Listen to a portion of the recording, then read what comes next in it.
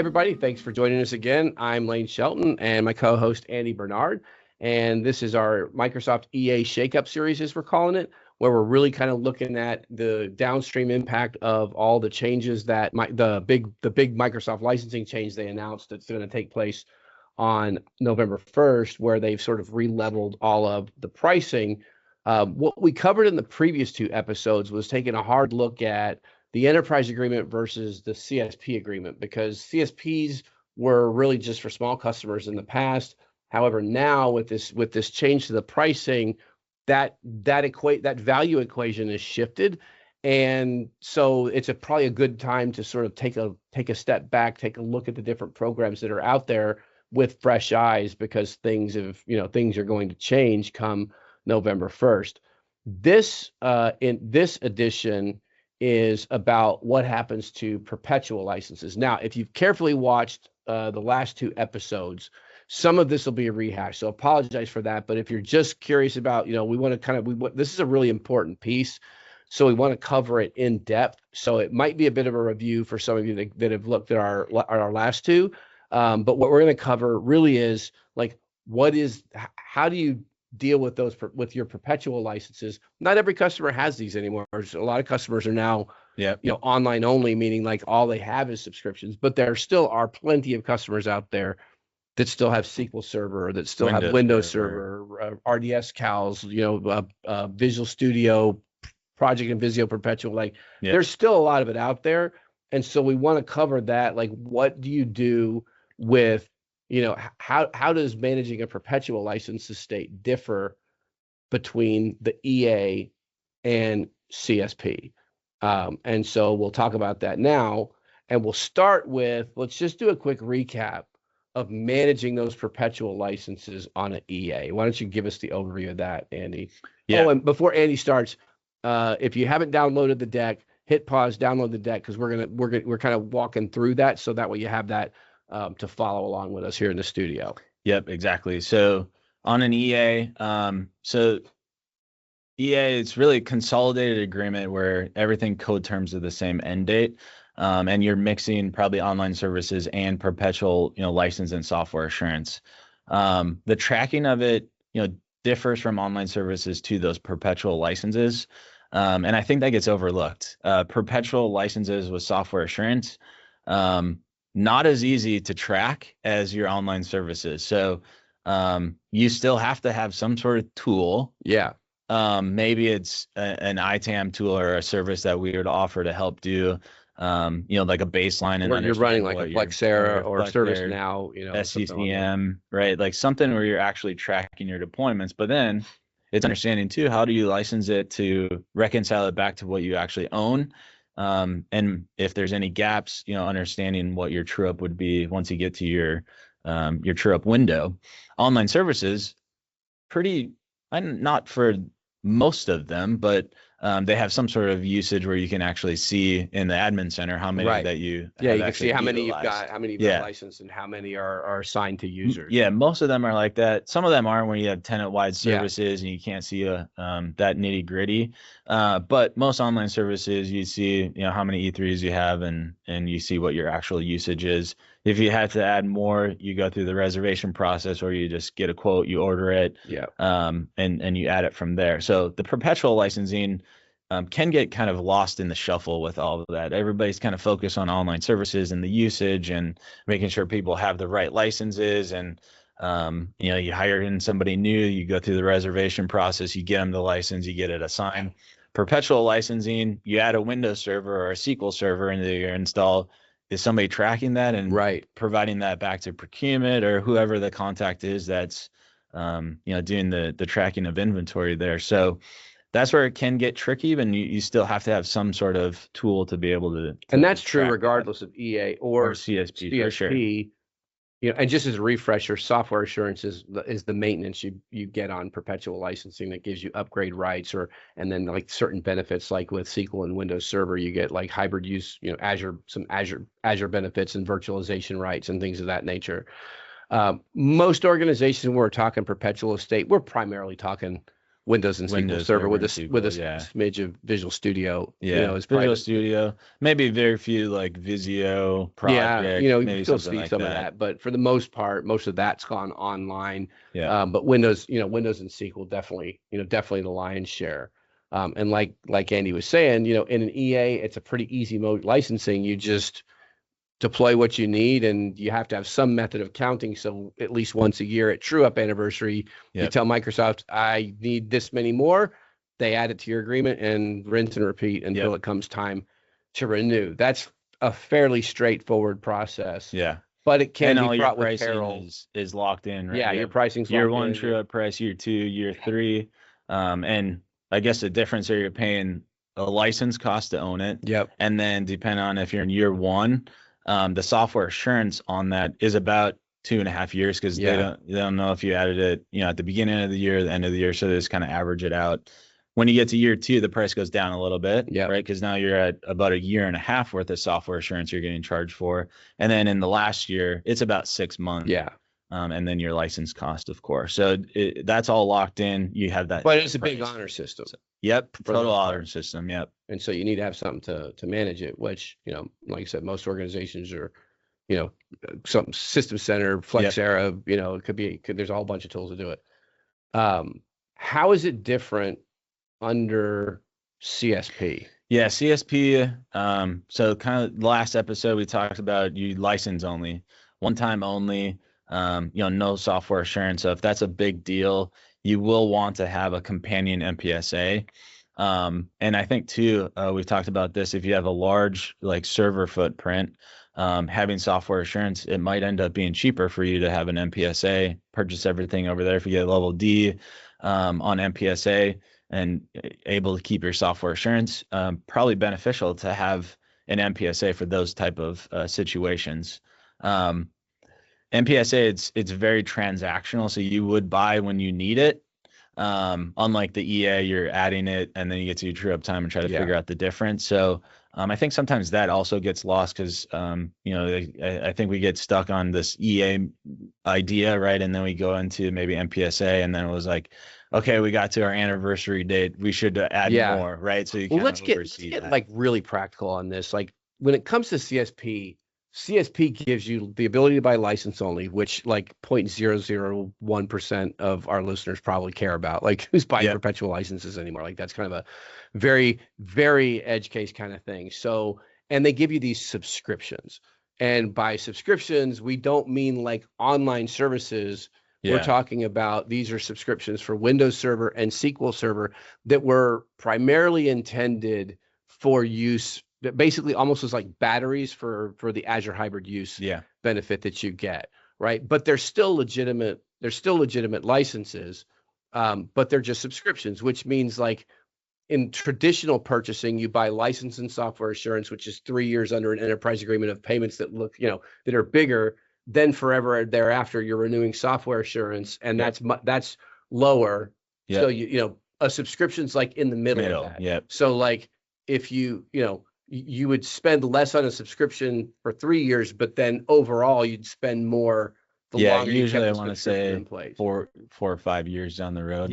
Cost break even there. And so realistically, most of our listening audience is gonna have a perpetual estate of Windows and SQL Server, right? That they're gonna want to preserve, because again, because most likely they're renewing software assurance on just about everything. And by the time they get to their next renewal, that would all be software assurance renewal because their license has been paid off.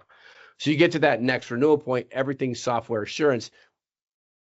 To go CSP and shift to subscriptions, there really isn't a use case where that would make any sense. It would just be like literally paying more money for the same thing.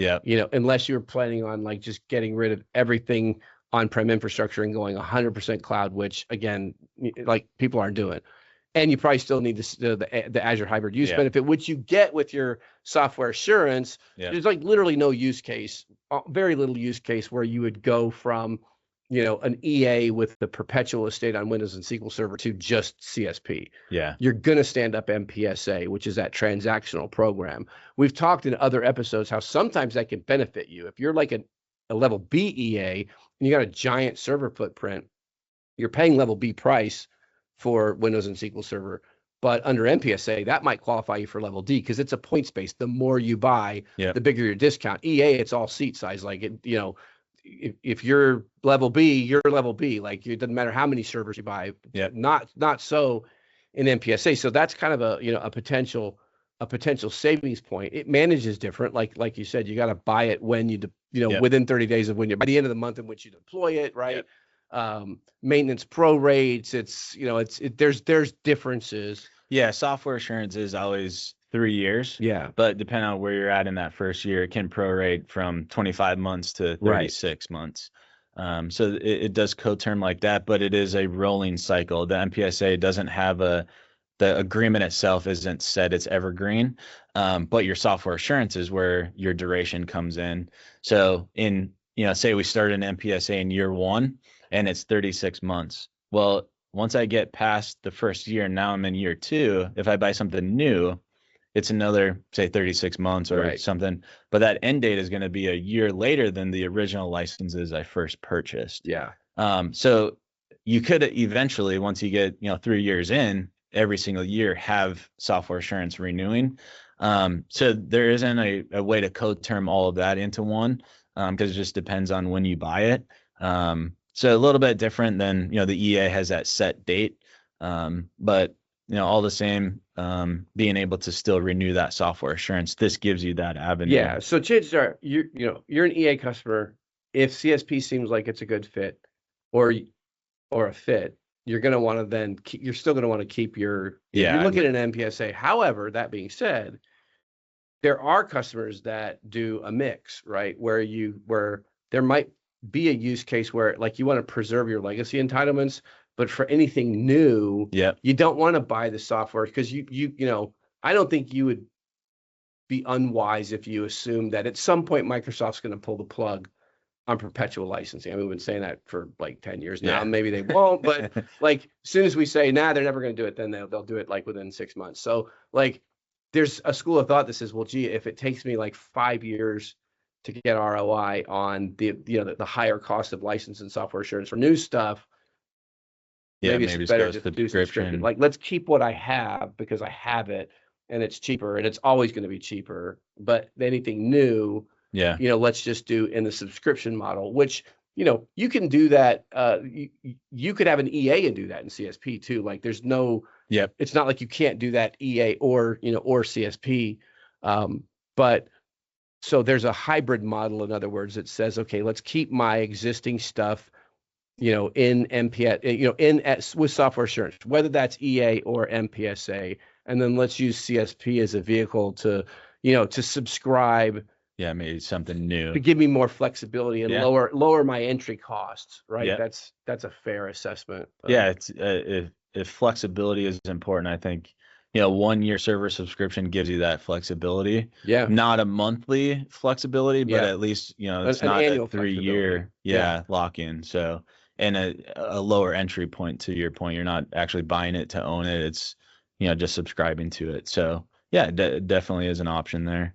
And then like we have the ability as the gold partnership to be able to have CSP, MPSA. Like we can sell into all of those programs. Yeah, right? that's it. So, that's it. You're not having to go find somewhere else to buy MPSA. Like we can take care of. That's a good point. Like there's a limited playing field that can actually sell MPSA. Your traditional LSPs or LARs, if you go back far enough, large account resellers are the ones that can administer an MPSA,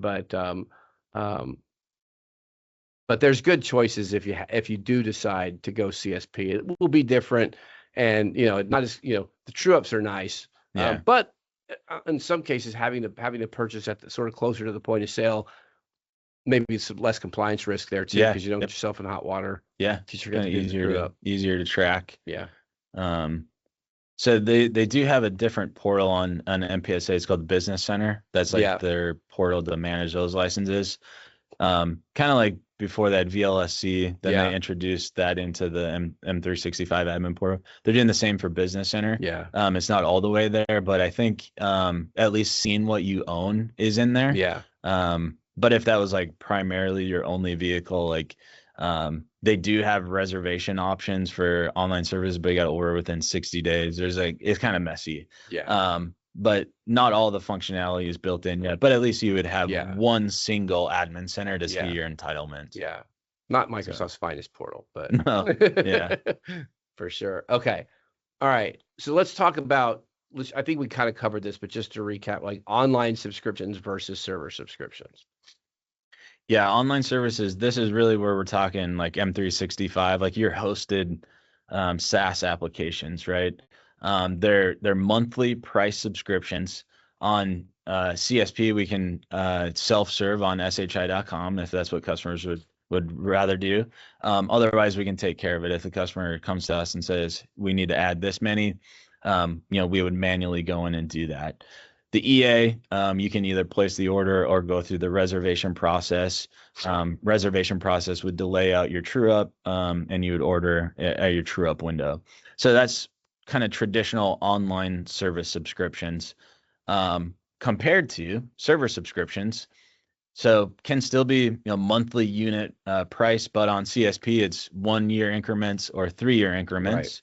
Right. And then we hit on this on the last episode too, the SCE program.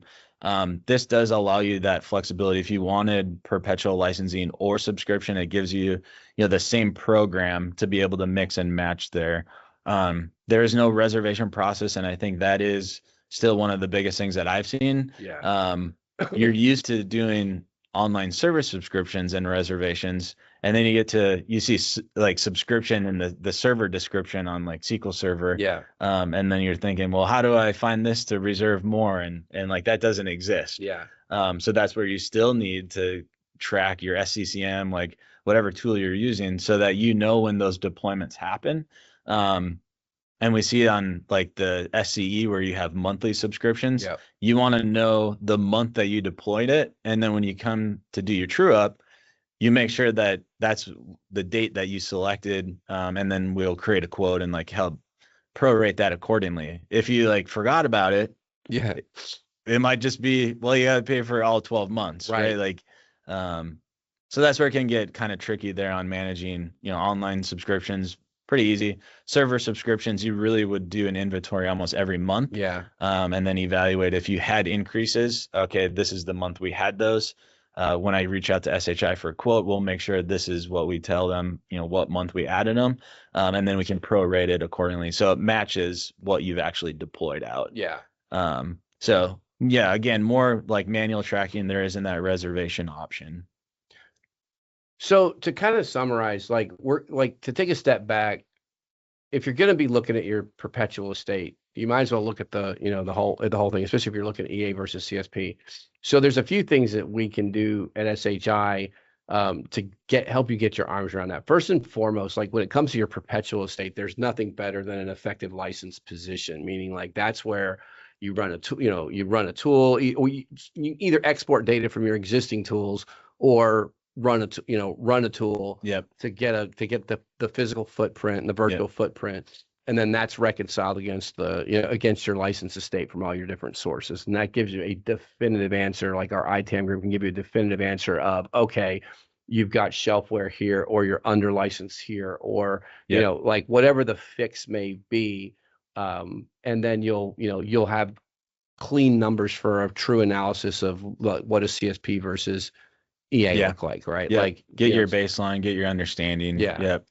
At the same time, you can look at like your subscriptions. So like you can run like our 365 Insights tool, which gives you makes suggestions like, oh, look, here's, somebody that has a Visio Plan 2 license that never accessed the on-prem version. So maybe they just need Visio Plan 1, or, or, hey, we've got these licenses that are, like users that the user's access has been shut off, but they still got a license assigned, or we have unused or underutilized assets. So just like you use the effective license position to clean up your perpetual estate, you use the 365 Insights tool to clean up your subscription estate. And then our cloud matrix is an interesting thing. What that does is, so there's a new layer of licensing now that very few people know about and talk about, but it's extremely important. And in the subscription world, what subscription you need, M365 E3, E5. Yeah, a lot of flavors out there. E5 information protection and governance. There's all these, it's all governed by what actual features you turn on in the tenant. And just like this, you need a tool, like there's no, it's like an honor system in most cases where you can turn stuff on. Like if you had a million E3 licenses and one E5 license, that E5 license can turn on features for the million, and suddenly you owe Microsoft for 1,000,001 E5 licenses. Not a fun place to be, but that's at the feature level. Yeah. So that's not really covered by any tools out there. So one of the things we did was we created this thing we call the Cloud Matrix, where we go feature by feature. We talk through what those features are. Are we using them? How are we using them? Do we plan to use them? Do we use them? We're planning on turning them off and replacing them with something else. Whatever the case may be, you sort of build this roadmap, because we can then tell you, okay, based on what you've told, what we've discovered here, here's how much value you're getting, let's say from E5. Like based on your current usage and your roadmap, you're sitting at 48% value realization for E5. Maybe we should look at an E3, or maybe you're getting 80% value realization, or maybe you're at 45% value realization. By the end of your 3-year roadmap, you could be at 85%, provided you do X, Y, and Z. All of that is really good for testing. Am I getting, like, I can tell you how many server licenses you need. I can tell you how many subscriptions you need. But I need to know from the features what type of subscriptions, because if you're paying full boat for E5, but you really only need E3 with an add-on, that might be a cost savings, right? Or leverage. Likewise, if you're using E3, but you're really using E5, maybe it's time to look at that, at that E5 upgrade, right? So Cloud Matrix kind of gives you a way to do that feature level analysis. And then lastly, our Shield system. So the Cloud Matrix, it's all kind of interview style. Yeah, we sit down and we talk through it. It doesn't take as long as, it sounds like a big it takes less time than you think, and we do this all the time, even for organizations that have hundreds of thousands of users. Very helpful too on profiling, right? Yeah, but it's like we look at your profiles and kind of monetize what, look at the monetary value of what your roadmap is doing, right? That's really informative. Shield comes along though. It's a little piece of technology we acquired a couple of years ago, or last year I think it was. And that lets us actually analyze the feature usage with a tool, right? Like it's where it actually looks at via API what features you have activated, and can come back and say, okay, here's, this is what it looks like we're using today. In fact, in the not too distant future, like beginning of next year, it'll also do kind of a security policy assessment to be like, okay, like here's, 1,000 potential policies, and we know what the correct way to configure those are based on Microsoft's reference architecture. I mean, they build the stuff, they know best, right? Yep. And here's where like your profiles are out of whack with, with like the Microsoft gold standard, right? So, helping not just helping you look at that feature level, but actually then start to figure out how to optimize it to increase the value you're getting, right?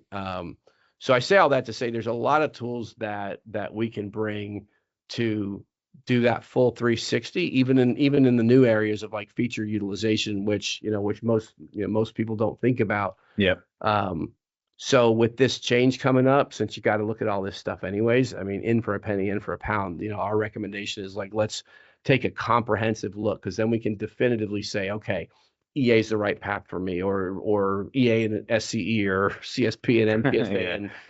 And you got a lot of choice. The bad news is you have a lot of choices. The good news is you have a lot of choices. And in some cases it's going to become very obvious very quickly. Oh wow, okay, this one's definitely not for you.